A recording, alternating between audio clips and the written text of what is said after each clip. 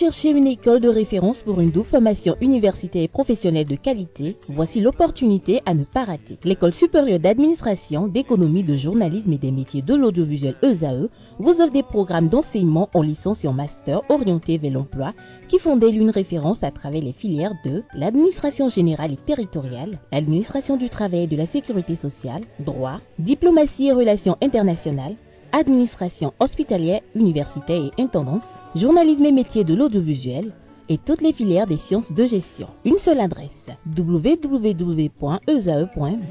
Rendez-vous dès maintenant sur nos campus ESAE Bedjromende au numéro 90 93 65 21 ou au numéro 98 98 14 00. Paracourt sur le numéro 52 46 12 12. Aboumé-Calavi au numéro 52 88 44 44. Akpaka au numéro 52 88 33 33. ESAE, l'excellence a un nom. L'invité de ce matin, ce Free Matin, le ministre Alain Adiou, bonjour. Bonjour, cher ami. Merci d'avoir accepté l'invitation. Vous êtes de formation économiste spécialiste du développement, consultant international en développement organisationnel et gouvernance. Vous avez été ministre des Relations avec les institutions, puis ministre de l'enseignement technique de 2003 à 2006. Vous avez été également directeur adjoint de la coopération canadienne au Bénin. Vous êtes, si je ne me trompe, conseiller politique du parti politique Force pour un Bénin émergent FCBE, directeur de l'école de la dite formation politique. Vous avez été suspendu il y a cela quelques jours. Vous allez nous en dire davantage sur ce qui en est des relations que vous entretenez aujourd'hui avec cette formation politique. Mais d'entrée de jeu, il y a cela quelques jours, le Bénin a perdu un baobab. Amos Selegbe nous a quittés. Vous avez connu l'homme, vous l'avez pratiqué. Allez, Adiou, dites-nous, qu'est-ce qu'on peut retenir du parcours emblématique de l'homme? Merci pour l'occasion que vous me donnez, cher ami. Je salue la mémoire du ministre Elegbe. C'est un aîné pour qui j'avais beaucoup d'admiration. Son calme et sa discrétion m'impressionnaient beaucoup. Il a été victime, et il en a souffert, il a été victime de la béninoiserie. Il a occupé de hautes fonctions dans la République. Il a été ministre du président Mathieu Kérékou. Je salue donc sa mémoire et je souhaite que le Seigneur l'accueille. Donc je lui souhaite un très bon séjour au paradis et que la terre lui soit légère. Que les jeunes s'en inspirent, parce que ceux qui sont calmes d'une certaine valeur, on n'en parle pas beaucoup. On n'en parle pas beaucoup. On n'en parle pas beaucoup. Donc pour vous, c'est cet héritage que Amos Selegbe laisse à la jeune génération.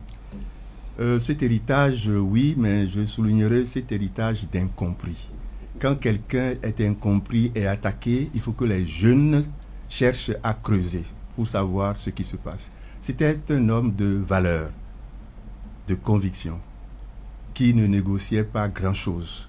Du moins, tel que je l'ai pratiqué, c'est ce que j'ai retenu. Alors, quand vous dites qu'il a été incompris pendant longtemps, vous qui avez pratiqué l'homme, au regard de votre sagesse, qu'est-ce que vous avez pu détecter dans les pathologies comportementales de l'homme, réellement? Oh, pathologie comportementale, je dirais non. C'était pas un nerveux, hein. Il encaissait beaucoup. Je ne veux pas entrer dans les détails parce que c'est pas nécessaire. Quand quelqu'un s'en va, on respecte sa mémoire. Son séjour sur la terre a été très utile pour notre pays. Je souhaite simplement que les jeunes s'en inspirent. Vous souhaitez seulement que les jeunes s'en inspirent. Oui. Alors aujourd'hui, vous en êtes où avec le parti politique Force pour un Bénin émergent? Mais merci pour l'occasion que vous me donnez. Hein. C'est comme une exclusivité que je vous réserve. Merci beaucoup pour l'honneur. J'ai été, vous l'avez rappelé, j'ai été à FCBE pendant 3 ans, de 2021 à 2024. Je n'ai pas dit grand-chose lorsque je me suis retiré. C'est pas hier ou avant-hier que je me suis retiré de FCBE. Donc aujourd'hui, vous n'êtes plus membre? Je me suis retiré de FCBE depuis 1 an. Je me suis retiré de FCBE depuis mai 2024. Pourquoi? Qu'ils vous souviennent, et là je rappelle les faits, qu'ils vous souviennent que le 14 mars 2024, oui, les forces de l'opposition s'étaient réunies au Champ d'Oiseaux à Cotonou pour faire une déclaration commune à l'occasion de la du vote et de la promulgation du code électoral. J'étais dans le rôle de porte-parole, de porte-voix du FCBE. La veille et l'avant-veille de cette rencontre, les amis de LD, les démocrates, avaient invité FCBE à participer à une séance de travail. J'y étais avec un autre responsable de FCBE. Nous avons travaillé nuitamment jusqu'à 2 heures du matin pour voir les contours de ce qui allait être dit. Donc, ils nous ont fait la considération, l'amitié de nous inviter. Nous avons travaillé. Le lendemain, nous avons attendu assez longtemps le rapport. Et puis après, j'ai été invité à la table pour participer à l'animation de la rencontre avec eux. Une question avait été posée. Et sur instruction, parce que quand on y allait, sur instruction de M. Paul Rumpé, le secrétaire exécutif national du parti, il était question de dire que la position du FCBE.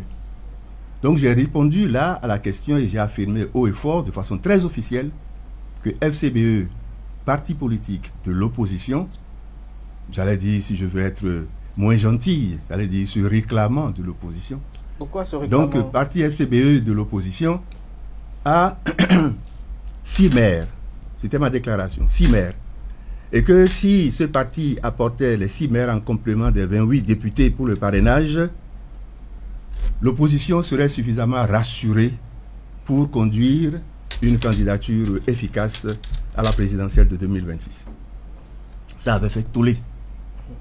Beaucoup qui ne croyaient pas en la sincérité et en le sérieux de FCBE, cette déclaration a eu 2 effets. Un premier effet au niveau de l'opinion publique. La cote, si je peux me permettre ainsi, de FCBE a commencé à remonter dans l'opinion publique. Les preuves sont là. Vous avez les archives, vous pouvez aller vérifier. Mais pendant que cela se faisait à l'intérieur, pardon, à l'extérieur, donc dans l'opinion publique, à l'intérieur du parti, il y avait un malaise. Lequel? Ce malaise était surtout porté par, je m'excuse de le dire, un petit groupe non officiel qui fonctionne comme un couvent au niveau du parti, que à l'intérieur du parti, les gens appellent le groupe des 10. Ce groupe des 10, composé de qui et qui? Ce groupe des 10, cher ami, était mal à l'aise parce que cette déclaration était pratiquement en porte-à-faux avec leurs convictions, avec ce que eux ils faisaient. J'ai observé que c'est ce groupe qui, de façon officieuse, manageait au niveau des décisions du bureau politique. J'étais membre du bureau politique, membre du bureau exécutif national, conseiller politique et directeur de l'école. Je n'ai jamais officié en tant que directeur de l'école. Donc, le malaise était perceptible. J'ai pris le temps de l'observer de mars à mai 2024, où, à une réunion du bureau politique, j'ai senti que ça tirait sur les personnes qui étaient allées à cette rencontre de l'opposition. Mais que le plus visé, c'était moi. Parce qu'ils me connaissaient, je les connaissais aussi. Et à partir de cette réunion du bureau politique de mai 2024, j'ai marqué le pas. Et j'ai dit au Sen, qui a constaté, j'ai dit, si vous m'invitez dans votre bureau, nous allons en discuter. J'avais un bureau au niveau du parti, j'ai apprêté mes affaires, j'ai décidé de remettre les clés. Un ami m'a dit non, monsieur le ministre, ne fais pas ça. Bon, j'ai gardé les clés pour un moment. Après, j'ai envoyé. Et puis, je suis resté là. Je me suis retiré. Même le président d'honneur du parti m'a téléphoné. Je ne donne pas les dates, ce n'est pas nécessaire. Il m'a dit, ah, monsieur le ministre, votre position de calme, de soucis, bon, voilà, quand je vais rentrer du Nord, on va se voir, on va en discuter. J'ai dit, d'accord. J'en étais là. Quand, le 6 dernier, bon, entre-temps, j'ai observé que les réunions du bureau politique, parce qu'il y a un forum du bureau politique, qui était convoqué sur le forum, ils ont cessé d'inviter sur le forum pour que je ne sois pas informé. Donc, n'étant pas informé depuis juin 2024, je n'ai plus participé à aucune réunion du bureau politique. Ils s'invitaient autrement. C'est tout à fait normal. Donc, j'en étais là, on en était là. Je m'excuse, hein, l'un de vos confrères avait posé la question le 16 mars dernier, 2025, si mes souvenirs sont bons, et a demandé, mais il semble qu'il y a un malaise au niveau du parti. C'est une dame, elle s'adressait à Paul Rumpé, Et Paul Ngoué disait, oh, il n'y a pas de malaise, je ne peux pas entrer dans la tête de M. Adiou pour savoir ce qui se passait, etc. Voilà, c'était la réponse qu'il avait donnée.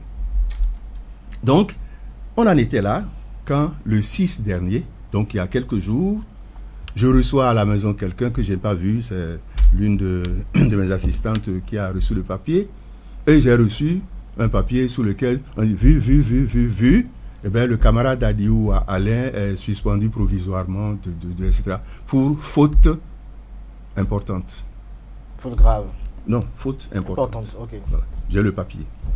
Donc, j'ai pris le papier, on m'a demandé de signer d'accusé réception. J'ai pris le papier original et j'ai écrit dessus, reçu ce jour. Moi, j'ai reçu ce papier-là le 6. J'ai dit, reçu ce jour, merci Sen de m'indiquer les fautes que vous pensez que j'ai commises.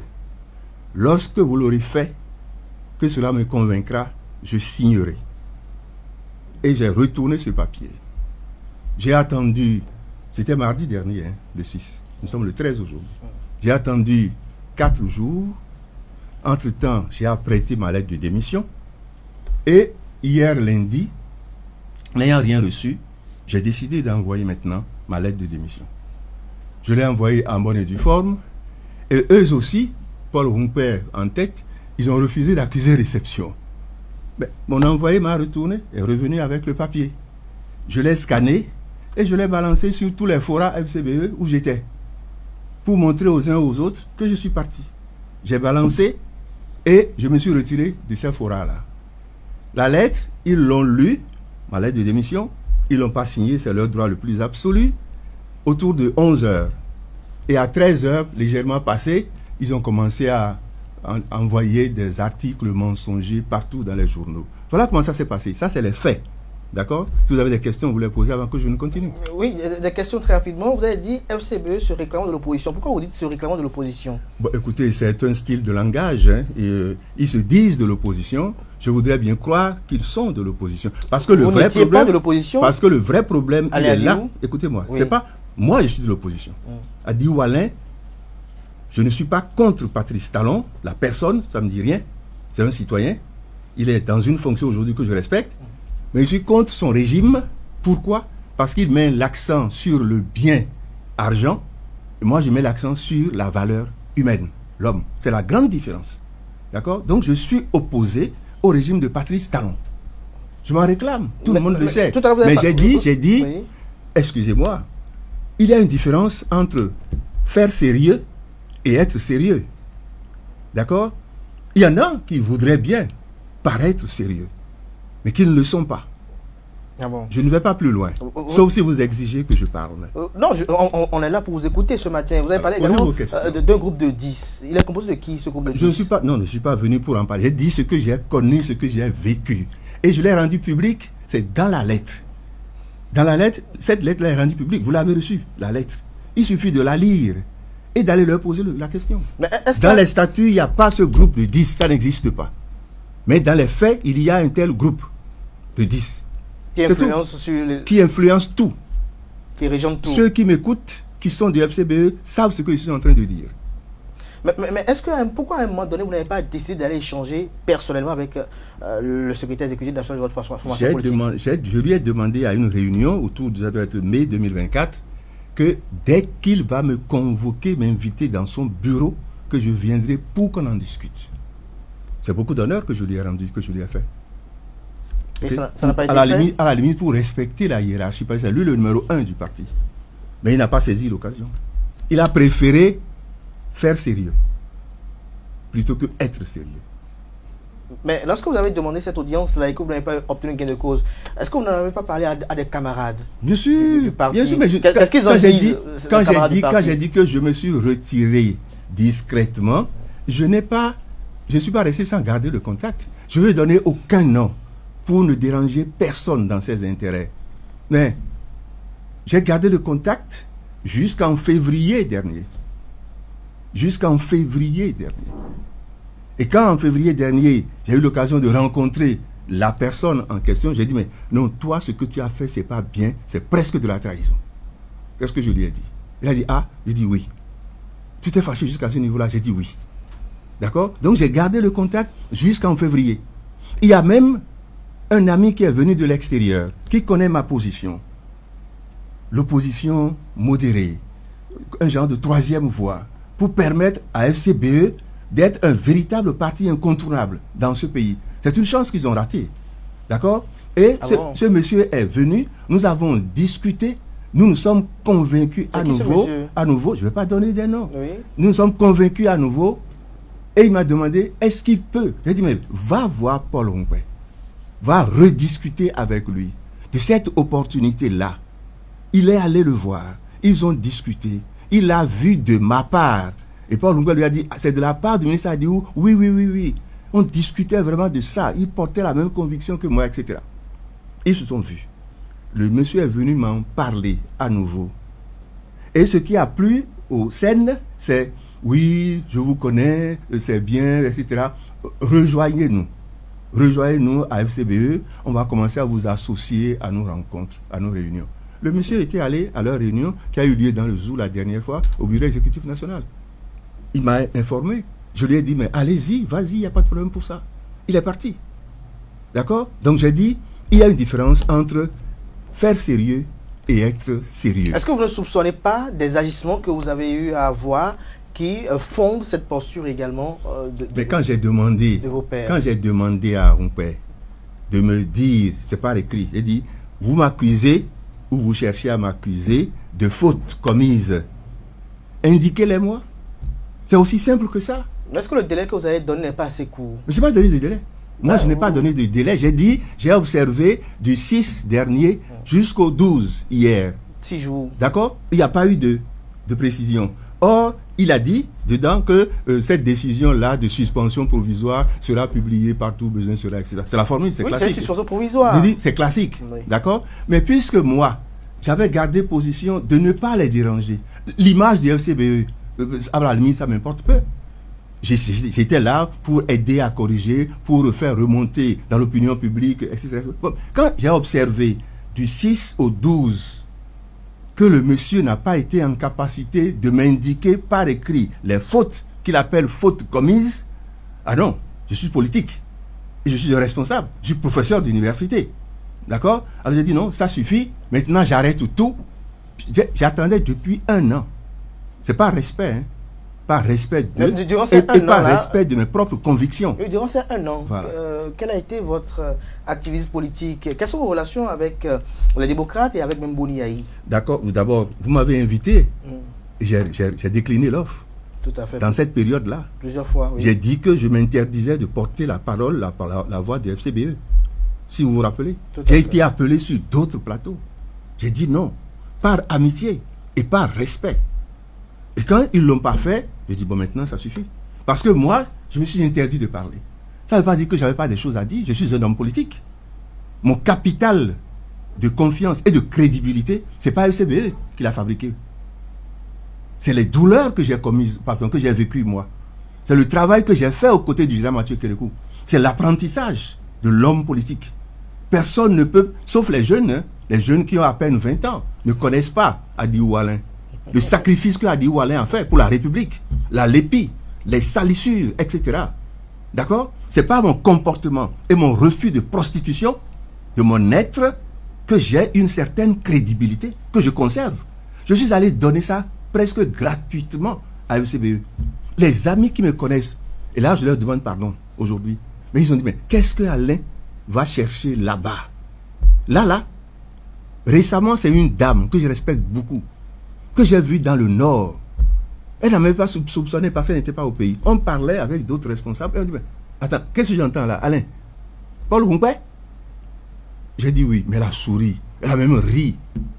Gravement. Dit, maintenant, qu'est-ce que tu es allé faire là-bas? D'accord? Mais c'est vrai. Beaucoup se sont fâchés. Beaucoup de vos confrères. Et je répète, je leur demande pardon. Beaucoup de leurs confrères sont demandés. Le monsieur là a dit, on le respecte, on le considère. Son allure, sa façon de... Mais qu'est-ce qu'il est allé chercher là-bas? Mais Paul Rompouet, son image, c'est connu.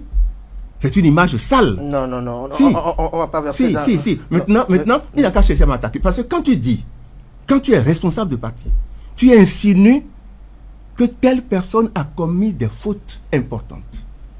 Tu n'en parles pas. Tu ne le dis pas. J'ai reçu des messages. J'ai reçu une 50aine de messages hier.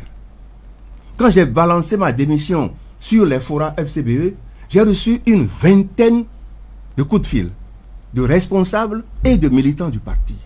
Monsieur le ministre, mais c'est quoi la situation? Je dis non, ne vous en faites pas. C'est pas la guerre. C'est pas du tout la guerre. Donc, lorsque vous dites de la part de quelqu'un qui a plus de 30 ans d'expérience professionnelle, pardon, d'expérience politique, vous n'avez pas contribué à faire de ce monsieur-là l'homme politique qu'il est devenu. Beaucoup d'entre eux savent qu'il m'envoyait dire des choses qu'il ne pouvait pas dire. Eux tous, qu'ils ne pouvaient pas. Je ne veux pas aller plus loin. Je ne suis pas venu faire la guerre. Mais que tout le monde sache qu'ils ont choisi de prêcher le faux pour m'obliger à prêcher la vérité. Et si ils ne sont pas d'accord, que M. Paul Humpé demande une émission, qu'on discute tous les deux sur le même plateau.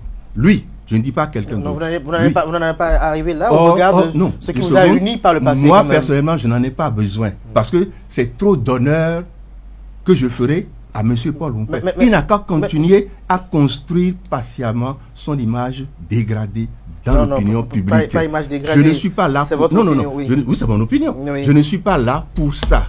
D'accord? Mais qu'il cesse de faire croire. Parce que je disais que hier, dans l'une des réactions, quelqu'un m'a dit, et déjà responsable, m'a dit, mais tel que c'est insinué, c'est comme si vous avez géré des ressources financières et qu'on vous accuse de quelque chose. C'est pas pour rien que j'ai dit tout à l'heure, en tant que directeur de l'école, j'ai jamais géré un seul projet dans ce sens-là. Parce que la gestion, c'est pas mon affaire. Qu'elle a été occulte ou pas, c'est pas mon affaire. Je fais ce qu'on me demande de faire. C'est tout. Voilà. Alors, je vous ai posé une question tout à l'heure, vous n'avez pas répondu à cette question. Quels sont vos rapports avec l'ancien président Boni Yayi? Comme tout citoyen, je suis de l'opposition, mais je ne suis pas du parti Les Démocrates. Si vous m'obligez à faire une analyse grave, je dirais, mais tout ce que nous vivons aujourd'hui, plonge ses racines dans le régime 2006-2016. C'est là où nous avons trébuché. On ne va pas faire ce débat-là aujourd'hui. On a trébuché comment? On ne va pas faire ce débat-là aujourd'hui. J'ai fait le déplacement, j'ai accepté votre invitation. Comme je l'ai dit, n'est-ce pas, vous réservez la primeur. Vous réservez à votre plateau la primeur. Pour que les uns et les autres comprennent qu'il y a une démarche, comme les gens le disent, le mensonge prend l'ascenseur. La vérité, les escaliers. D'accord? Je les ai laissés s'agiter. Les amis FCBE, s'agiter. Et là maintenant, nous sommes dans les escaliers, la vérité. Et je suis venu dire que Adio Wallin n'a aucun problème, n'a rien géré avec FCBE, n'a commis aucune faute. Si on en crée après mon passage aujourd'hui, si on en crée, alors là, c'est création toute fraîche. J'ai demandé le 6 que Paul Humpé m'indique par écrit les fautes que j'ai commises. Il n'a pas eu le courage de me répondre. Ça veut dire qu'il n'a pas fini d'inventer ces fautes-là. Il n'a qu'à les sortir. Non, on va parler d'invention. Il était en tournée ce week-end. Peut-être qu'il n'a pas eu le temps. Mais il a eu le temps d'envoyer un papier pour dire que je suis suspendu. Quelles sont vos perspectives politiques? Maintenant, ce n'est plus une suspension provisoire, c'est un départ définitif par mon propre chef. Alors, quelles sont vos perspectives politiques aujourd'hui? Maintenant que nous allons vers un grand rendez-vous. Maintenant que j'ai tourné est-ce que votre départ aussi n'est pas un départ plus ou moins qu'on pourrait qualifier peut-être d'opportuniste pour se repositionner sur la scène politique? Maintenant que vous savez l'âge que j'ai. Maintenant que j'ai tourné la page. J'ai tourné la page FCBE que je portais comme des clous dans mes sandales. J'ai tourné cette page-là. Et comme je l'ai dit, je demande pardon à tous ceux qui voyaient en moi FCBE pensant que j'étais allé me prostituer. Ok? En méthodologie de recherche, il y a ce qu'on appelle l'observation participative. J'en avais entendu parler de Paul Humpé et de sa clique. Mais je me suis dit, il se réclamait de l'opposition. Puisque je suis de l'opposition, peut-être que si je pouvais apporter quelque chose, je le ferais. J'ai fait ça pendant 3 ans. J'ai constaté qu'ils ont une image. Cette image-là leur sied bien. ils n'ont qu'à travailler à redorer le blason de leur image, corriger cette image-là, et que le peuple voit en eux des porteurs crédibles de ses préoccupations. Ce n'est pas mon problème à moi. Je ne suis pas un chef de parti. Je ne suis pas un chef de parti. Je reste un homme politique. Je réclame. Et l'homme politique fait quoi en 2006? Je réclame ma crédibilité qui n'est pas construite par Paul Rumpé ni sa clique, ni par Yaïboni. C'est par le général Mathieu Kérékou que moi, ma crédibilité en politique a été construite. Je la réclame fortement. Je ne la vends à personne. Je ne l'ai jamais vendue à personne. Donc, votre réponse par rapport à 2026, je la réserve. Vous la réservez pour d'ici à 2026. D'ici à 2026. Voilà, vous le constaterez. Allez, à dire où? Dans la mouvance présidentielle ou aux démocrates? À dire où aller? De l'opposition. De l'opposition. Je travaillerai. Il y a un nouveau parti politique maintenant, le libéral. Je travaillerai activement à ce que, en mars ou en mai 2026, quand on va annoncer le président de la République du Bénin, que ce ne soit plus l'image de l'actuel président, que j'aime beaucoup, que ce ne soit plus l'image du président Talon. Lui-même le sait d'ailleurs. D'accord? Donc je ne dis rien de particulier. Je vais travailler à cela. Maintenant, qui va être à sa place? Pour le moment, cela ne me préoccupe pas beaucoup. Parce que l'opposition... Et si le candidat désigné de Patrice Talon était quelqu'un qui vous retrouvez ses valeurs? Parce que l'opposition a encore beaucoup de travail. Beaucoup de travail. Je suis en train de suivre, comme le lait sur le feu, un candidat. Ah bon? Ce n'est même pas un candidat potentiel. Parce que nous sommes dans un pays où ce n'est plus facile, quelques mois avant les élections, de s'annoncer, de se déclarer. Donc, tout le monde pense que personne ne s'est encore déclaré. Mais celui-là, il a été déjà candidat il y a quelques années. Il l'est à nouveau. Il a fait ses pas. Nous travaillons ensemble. Et le moment venu, si la question de parrainage est résolue comme cela doit être, eh bien, celui-là va montrer sa tête. Il a aussi des démocrates. Il est de l'opposition. Il est de l'opposition. Est-ce que l'opposition se réduit au parti Les Démocrates? Eric Rouneté, j'ai posé une question. Mais non, je n'ai pas entendu votre question. Non, c'est pas Rouneté. Rouneté, c'est un ami. Mais Rouneté, il est démocrate. Mais celui-là n'est pas dans le parti des démocrates. Mais il est de l'opposition. Il est de l'opposition. Ils sont beaucoup de l'opposition, mais qui ne sont pas du parti. D'accord? Le vrai problème aujourd'hui, de demander les perspectives, le travail que je m'impose déjà de le faire, etc., c'est que les dirigeants politiques actuels cessent de tenir en otage le peuple. Le peuple a un droit inaliénable. Hein? C'est lui qui choisit ses candidats, ses enfants qui peuvent le diriger. Qu'on ne nous impose pas deux familles, non. Quelqu'un de la mouvance, donc de Patrice Talon, et un autre de l'opposition. Vous savez, ce que la mouvance et les démocrates, ce qu'ils défendent fortement aujourd'hui, c'est le maintien du parrainage tel que c'est. Tel que c'est. Ça leur donne du pouvoir. Parce que tout parrain potentiel a l'obligation de passer par un parti politique. Une chapelle politique. Tout candidat. Tout candidat. Oui. Et ce que le peuple veut, parce que les partis politiques, ce sont des organisations privées. Ah bon? Bien sûr. Est-ce que vous êtes membre d'un parti politique? Est-ce que tel ami? Non. Est-ce que vous avez l'obligation d'être? Non. Ce sont des groupes privés qui sont au service de l'intérêt partisan. Intérêt politique, mais partisan. Alors que le parrainage, tel qu'institué, même si je ne suis pas d'accord, mais le parrain, ce sont des députés, donc ce sont des élus. Ce sont des maires, donc des élus. Eux, ils détiennent leur légitimité du public. On ne peut pas imposer au public de s'inféoder avec le privé pour défendre les intérêts publics. Je vais détailler ça davantage à d'autres occasions. Ouais. Donc, que le peuple cesse d'être géré comme un otage. Ça, c'est une petite invite que je fais en direction du chef de l'État. Pour dire, libérer le parrainage pour qu'il y ait autour de 4-5 candidats. Là, le peuple choisira. Ça peut être le candidat. Ça peut être le candidat de Patrice Talon. Le nombre de candidats ne sont pas pléthoriques également. Mais quand il dit 4-5, c'est déjà largement bon. C'est déjà largement bon. Comparément à 26, 30 et quelques. Il suffit de faire 77 plus 109 divisé par 28. D'accord? Vous verrez le nombre de candidats possibles. Il faut ouvrir, il faut enlever le carcan des partis politiques et dire après, ça c'est un petit texte, c'est une petite virgule qu'il faut mettre dans la loi, et dire après qu'aucun candidat ne doit avoir plus de 28 parrains. Il faut mettre ces deux virgules et point virgule. Vous souhaitez qu'on aille à cette modification pour que je souhaite aucun candidat n'ait à présenter plus de 28 parrains. Voilà, c'est le minimum.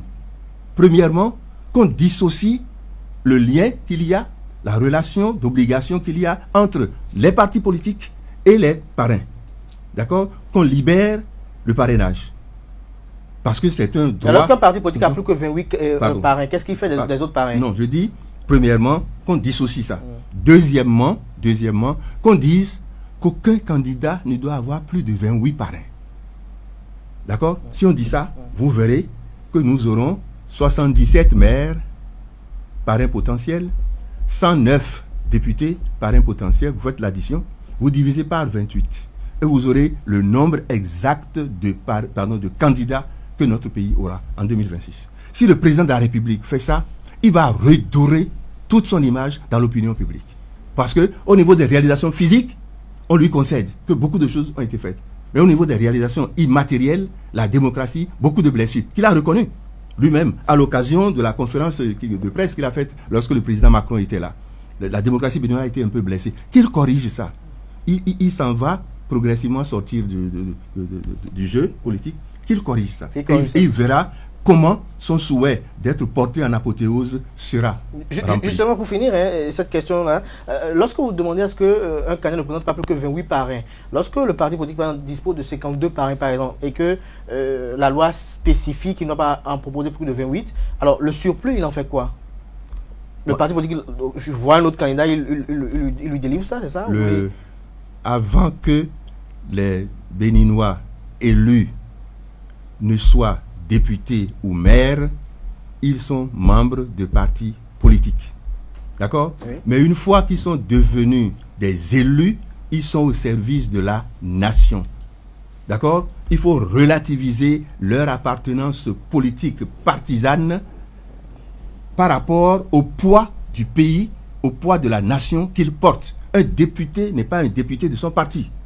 D'accord? Le maire n'est pas au service de ses partisans, au service de toute la nation. Le député, même chose. Donc, il faut, comme je l'ai dit, n'est-ce pas, enlever cette relation très difficile, très dure avec le milieu partisan et laisser les maires, les députés jouer le rôle de parrain tel que la loi l'impose. Pour le moment, je dis, acceptons encore ça. Et le reste se fera avec beaucoup de plaisir. Vous le constaterez vous-même. Merci à vous, Alain Adiou. On retiendra de cet échange de façon sommaire et expéditive lorsque vous avez été interrogé sur ce que vous retenez du ministre Amos El-Egbé qui nous a quittés jeudi dernier. Pour vous, c'est un homme calme et de discrétion, un homme de valeur et de conviction. Il a été victime de la béninoiserie. Il a été longtemps incompris. Vous l'avez dit et vous avez salué sa mémoire tout en rappelant à la jeune génération de copier de Amos El-Egbé, notamment son calme et sa discrétion. Au cours de cet entretien sur les interrogations en lien avec vos relations avec le parti politique Foscori.Bénémergent FCBE, vous avez notifié que vous avez été à FCBE de 2021 à 2024, que vous vous êtes retiré depuis mai 2024. Vous avez évoqué une date, le 14 mars 2024. Vous avez évoqué et narré beaucoup de faits en lien avec cette date-là. Vous avez dit et déclaré que FCBE se réclamant de l'opposition. Pourquoi cela? Vous avez dit également, vous avez argumenté dans ce sens-là. Vous avez parlé d'un malaise qui est entretenu par le groupe des 10 au sein du parti politique Foscori pour un Bénin émergent FCBE. Vous avez été nommé directeur de l'école du parti FCBE, mais vous n'avez jamais officié en tant que directeur de la dite école. Depuis juin 2024, vous n'avez plus participé à aucune réunion du bureau politique de cette formation politique. Et en fin d'émission, vous avez laissé entendre que les partis politiques sont des organisations privées au service des intérêts partisans. Vous n'avez pas oublié de donner quelques initiatives législatives en vue que l'on puisse corriger les dispositions législatives qui régentent un peu le parrainage pour les élections générales de 2026. J'espère que vous avez été plus ou moins fidèle. Qu'il soit définitivement retenu que Adiou Alain n'a commis aucune faute au niveau de FCBE et qu'il s'en est retiré, non pas parce qu'il a été suspendu, mais parce qu'il a décidé de partir. Et que là, Paul Pompey et ses amis ont voulu prêcher le faux, ils l'ont fait, et ils m'ont donné l'occasion enfin de venir redresser la barre. Merci à vous, Alain Adiou. Je rappelle que vous êtes de formation économiste, spécialiste du développement, consultant international en développement organisationnel et de gouvernance. Vous avez été ministre des Relations avec les institutions, puis ministre de l'enseignement technique. Vous avez été également directeur adjoint de la coopération canadienne au Bénin. Au sein du parti politique FCBE, vous avez été conseiller politique du parti et directeur de l'école de la dite formation politique. Merci à vous. Nous restons ouverts pour le parti politique Foscoe pour un bien émergent FCBE s'il juge utile de pouvoir réagir aux propos du ministre Alain Adiou. Alain Adiou, merci à vous. C'est pas Alain Orunla, Alain Adiou. Merci à vous, monsieur le ministre. C'est la fin de Free Matin ce matin. Merci pour l'attention, merci pour la fidélité. Portez-vous bien. Belle suite de programmes sur ESAE TV. On se retrouve très bientôt pour notre rendez-vous média. Jusque-là, belle suite de programmes sur ESAE TV.